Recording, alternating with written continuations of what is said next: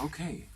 I'd like to welcome you all to Una Muno Moment number 39. We have done 39 events. We've had almost 60 authors come in the last 6 years. It's been truly amazing, and we only have one more event before our first ever historic international Anglophone festival here in Madrid, May 27th to June 1st.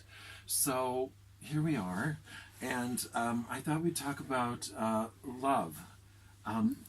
Why not? Yes. Molly, what do you think? Do you have any?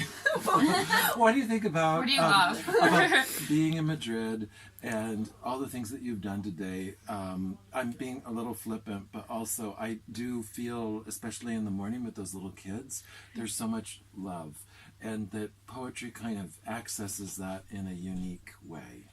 But yeah, I think that's absolutely true. And I love you. And I love you, okay. which is mostly what I feel.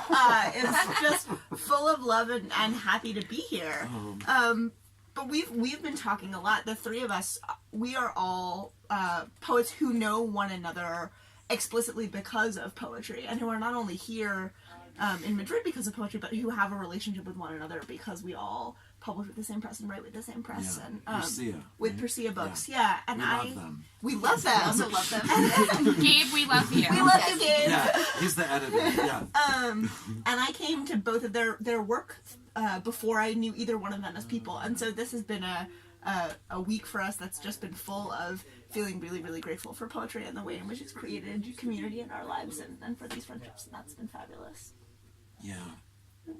Absolutely. And I mean, just since arriving here, and well, even before we got here, we felt the love of this series, and I mean, I know other people who've read for it as well, and just, I mean, this kind of space where people come together from all over the world and share their words and love one another's words, and it's powerful. Can you explain what is happening? Because, we started this very innocently as like almost like a lemonade stand in the back of the cathedral, and it's just like, I think Clarissa would agree, who's recording this video, that it's just like blown up, and every week we get more those little follower people. Yes, our digital community. Yeah. But so why do you think this is happening? I think people are really hungry. We were talking about this a little bit earlier today too, but I think people are really hungry for a language to speak to their experiences right now. A lot of people are feeling a lot of trauma about what's happening societally and environmentally, and they want that sense that other people have compassionate language to put towards it. I mean, back to the idea of love, that they want something that speaks a different kind of language that accesses their emotions and their compassion. And your poem really brought that up that we talked about, that the second one you read from your first book, where language is like so delicate. It's the first thing that you learn it from your mother, but then in that same moment, in the last turn of that poem, language can be so violent and so destructive, and so it's this very fragile little vessel that we're shipping out into the world every month.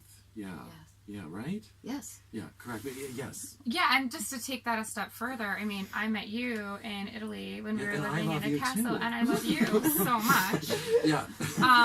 And I came to that experience, that residency, from a very difficult position in my life, and felt in you I had met a person who not only taught me about language and about love, but also about having faith in other people and other people's ideas about things, ideas about life, ideas about forgiveness. Really? Yeah.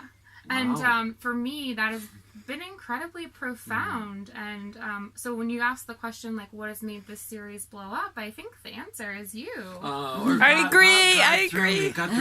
Kimberly's work is totally amazing, and she has a new book coming out. When is your new book coming out?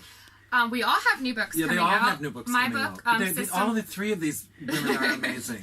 My book, Systems for the Future of Feeling, is coming out from Persea Books in 2020. And my book, or what we'll call Desire, is coming out in August of this year. And I have a book with the poet Susannah Nevison called In the Field Between Us, which is also coming out in May of 2020. And you have another one, too. I have a book of essays also coming out in 2020. It doesn't have a title yet. She's very productive. If you have ideas, you could put them in the comments. No. We're taking a public poll. Well, anyway, we love all of you for watching this and supporting this, and hope if any of you watching this want to come May 27th to June 1st, there'll be over 60 poets here, including Sharon Olds and Jeremy Voigt, and famous people and not famous people, and people just starting, and people not exactly finishing, but people Established. That's There you good. go. Thank you. That's So word. come and join us. Hasta pronto.